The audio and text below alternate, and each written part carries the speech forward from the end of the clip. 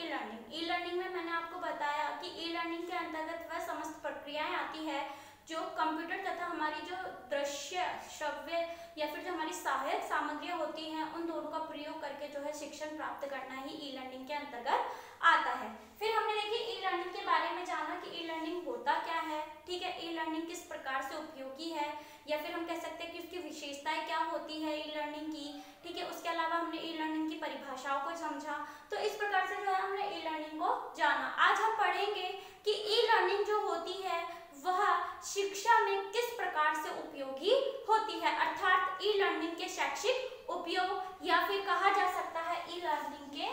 उपयोग, e learning के उपयोग। अब देखिए आज हम बात करेंगे ई लर्निंग के उपयोगों की कि किस प्रकार से जो ई लर्निंग है वह सहायक सिद्ध होती है। तो इसमें हमारा पहला जो पॉइंट आता है वह आता है कि जो ई लर्निंग होती है उससे सभी को शिक्षा प्राप्ति के अवसर मिलते हैं। सभी को शिक्षा प्राप्ति के अवसर।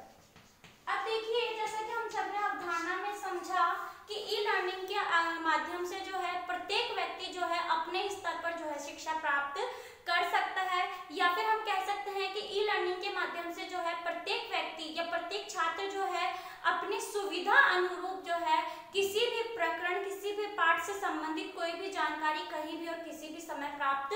कर सकता है। क्योंकि ई लर्निंग के अंतर्गत जो है हम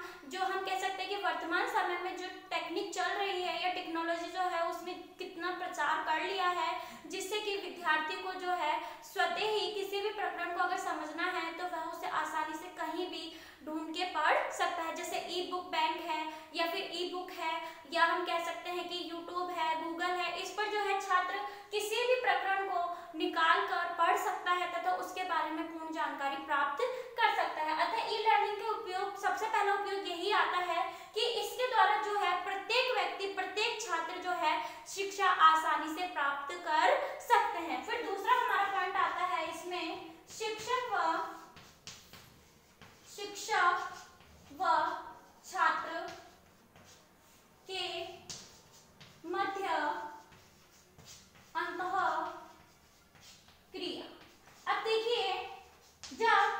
ई लर्निंग की बात की जाए तो ई लर्निंग के उपयोग से क्या होता है कि शिक्षक व छात्रों के मध्य जो है अंतःक्रिया या बातचीत हमें देखने को मिलती है। उदाहरण के लिए जैसे कि आप यहाँ पर बैठ के जो है या फिर हम कह सकते हैं कि जो छात्र होते हैं वह अपने घरों में बैठ करके जो है ऑनलाइन क्लासेस के द्वारा जो है शिक्षक से जो है शिक्षण ग्रहण करते हैं। अब वह जब शिक्षण ऑनलाइन ग्रहण कर रहे हैं तो उन्हें उनके जो भी समस्याएं होंगी या जो भी प्रश्न उन्हें पूछना है वह शिक्षक से बातचीत करके आसानी से या फिर उनके बीच में अंतःक्रिया के द्वारा जो है आसानी से समझा जा सकता है। उदाहरण के लिए आपने देखा होगा कि जो छात्र जो होते हैं, कई छात्र होते हैं जो बाहर की यूनिवर्सिटीज में जो है अध्ययन करते हैं, लेकिन कारणवश नहीं जाने के कारण वह ऑनलाइन क्लासेस जो होती है या फिर वर्चुअल क्लासेस जो होती है उनमें पार्टिसिपेट करते हैं तथा वह अपनी जो भी समस्या होती है उसे वीडियो कॉन्फ्रेंसिंग के माध्यम से जो है बातचीत करके आसानी से सुलझा लेते हैं। तो देखिए ई लर्निंग के उपयोग से जो है शिक्षक तथा छात्रों के मध्य जो है अंतःक्रिया देखने को हमें मिलती है। फिर तीसरा उपयोग हमारे पास आता है वह है स्वतंत्रता पूर्वक समस्या समाधान हेतु सुविधाजनक अवसर व साधन।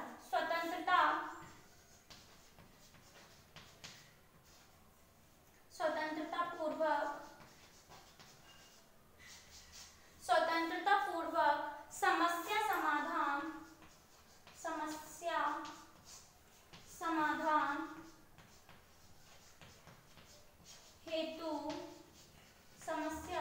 समाधान हेतु सुविधाजनक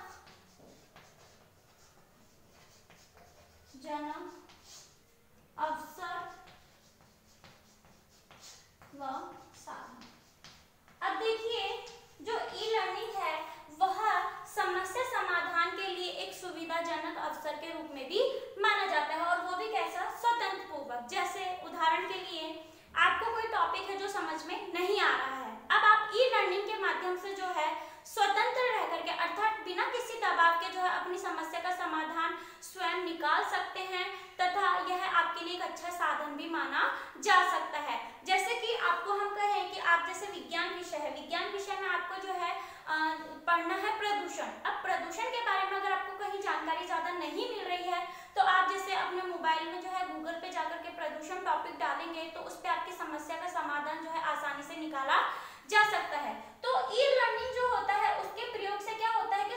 प्रत्येक छात्र या प्रत्येक व्यक्ति जो होता है वह स्वतंत्रता पूर्वक जो है अपनी समस्या का समाधान स्वयं निकाल सकता है तथा उसके लिए जो है यह एक उचित अवसर भी माना जा सकता है। फिर हमारा फोर्थ पॉइंट आता है, इसी के अंतर्गत वह आता है कंप्यूटर व अन्य साधन के उपयोग से विद्यार्थियों में तकनीकी कौशलों का विकास। कंप्यूटर व अन्य साधनों से छात्रों में तकनीकी कौशलों का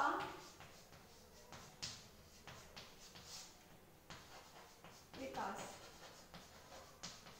अब देखिए ई लर्निंग के अंतर्गत क्या होता है कि जो छात्र होते हैं वह कंप्यूटर या फिर अन्य साधन जैसे कि हम बोल सकते हैं अन्य साधन यानी जैसे मोबाइल है, डीवीडी है, वीडियो कॉन्फ्रेंसिंग है, चैटिंग है, इन सब का प्रयोग करते हैं। तो इससे क्या होता है कि कंप्यूटर में जब वह इन सब चीजों का प्रयोग करते हैं तो उनमें जो है तकनीकी यानी कि टेक्नोलॉजी जो कौशल होते हैं उनका विकास आसानी से किया जा सकता है कि किस प्रकार से हम कंप्यूटर चला करके जो है हमारे जो अध्ययन का क्षेत्र है उसमें पढ़ाई कर सकते हैं, किस तरीके से उसे समझ सकते हैं, या फिर हम कहें कि वीडियो कॉन्फ्रेंसिंग करके किस प्रकार वह अपनी समस्या का समाधान निकलवा सकते हैं। तो देखिए कंप्यूटर हो या फिर अन्य साधनों के प्रयोग से जो है विद्यार्थियों में तकनीकी कौशलों का विकास आसानी से किया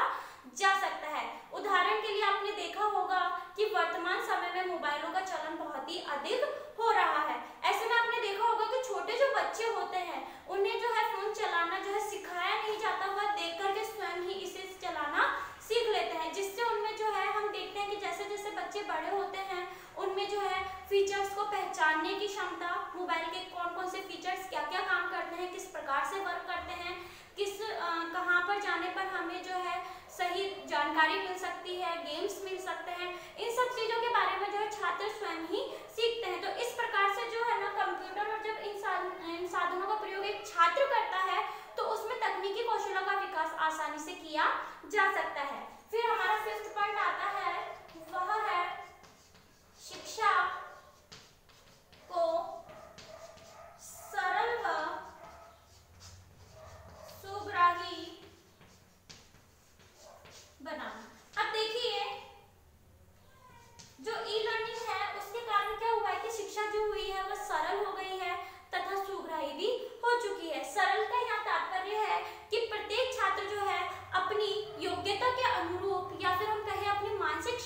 शक्ति के अनुरूप जो है उस प्रकरण को जो है सीखता है तथा उसे स्वयं से ही समझता है। जैसा कि हम सभी जानते हैं कि जब विद्यार्थी स्वयं किसी विषय वस्तु को पढ़ता है और स्वयं उसे अपनी भाषा में सीखता है तो वह उसे शीघ्र सीखता है तथा वह सीखा हुआ ज्ञान क्या होता है उसके लिए स्थायी माना जाता है। तो देखिए ई लर्निंग के माध्यम से क्या होता है कि शिक्षा जो भी वह प्राप्त करता है वह सरल और सुग्राही बन जाती है। उदाहरण के लिए जैसे कि आपके हम बात करते हैं विज्ञान ही विषय की कि जैसे आपने कहा कि मुझे जो है रासायनिक अभिक्रियाओं को सीखना है कि रासायनिक अभिक्रिया किस प्रकार से होती है तथा कैसे होती है। अब आपकी मानसिक क्षमता या फिर हम कहें कि आपकी योग्यता है कि आपको बेसिक सीखना है तो आप उसे शुरू से ही जो है आसानी से सीख सकते हैं। इससे क्या होगा कि जो आप रासायनिक अभिक्रिया सीखना चाह रहे हैं वह सरल हो जाएगी तथा उसे आप आसानी से सीख सकेंगे। फिर छठा हमारे पास पॉइंट आता है, वह होता है भविष्य में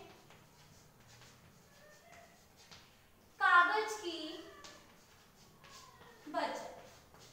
क्योंकि देखिए ई लर्निंग के माध्यम से क्या होता है इसमें हम जो है विभिन्न प्रकार की तकनीकों का प्रयोग करते हुए जो है शिक्षण प्राप्त करते हैं। तो यहाँ पर हमें जो है भविष्य में कागज की बचत यानी कि पाठ्य पुस्तक जो होती है या पुस्तकें जब छपती है तो उनमें बहुत सारे कागजों की आवश्यकता पड़ती है। तो जब हम ई लर्निंग तकनीकी के माध्यम से पढ़ रहे हैं तो यहाँ पर हम कह सकते हैं कि भविष्य में जो कागज होते हैं उनकी हम बचत आसानी से कर सकते हैं। तो यह थे हमारे कुछ ई लर्निंग के उपयोग, जिसमें पहला था सभी को शिक्षा प्राप्ति का अवसर मिलना, दूसरा था शिक्षक व छात्रों के मध्य अंतःक्रिया, तीसरा था हमारा स्वतंत्रता पूर्वक समस्या समाधान हेतु सुविधाजनक अवसर व साधन, फोर्थ पॉइंट था हमारे कंप्यूटर व अन्य साधनों से छात्रों में तकनीकी कौशलों का विकास, फिर पांचवा पॉइंट था हमारा शिक्षा को सरल व सुग्राही बनाना, और लास्ट में हमारा आता है भविष्य में कागज की बचत। तो यह थे हमारे कुछ पॉइंट्स जो कि ई लर्निंग के उपयोग के अंतर्गत आते हैं कि यदि हम ई लर्निंग का उपयोग करते हुए शिक्षण प्राप्त करते हैं तो हमें क्या क्या उपयोग देखने को मिलते हैं। अब देखिए, जब हम ई लर्निंग के उपयोग की बात करते हैं तो इसमें हमारा एक पॉइंट आया था कि कंप्यूटर व अन्य साधनों के उपयोग से विद्यार्थियों में तकनीकी कौशल का विकास। जिस प्रकार से टेक्नोलॉजी बढ़ रही है उस प्रकार से जरूरी है कि छात्रों को जो है कंप्यूटर व अन्य संसाधनों का प्रयोग करना आना चाहिए। अब जब विद्यार्थी इन विषय वस्तु की सहायता से जो है शिक्षा प्राप्त करते हैं तो उनमें जो है तकनीकी कौशल हमें देखने को मिलता है। तो आपका आज का होमवर्क है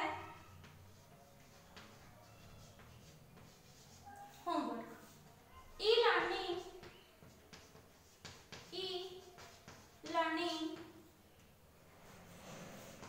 शिक्षा के क्षेत्र में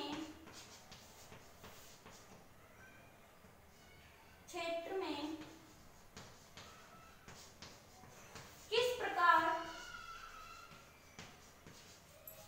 उपयोगी है तथा इसके उपयोग कौन कौन से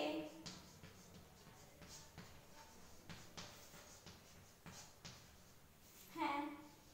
कौन कौन से होते हैं, स्पष्ट कीजिए। आपका आज का होमवर्क है ई लर्निंग शिक्षा के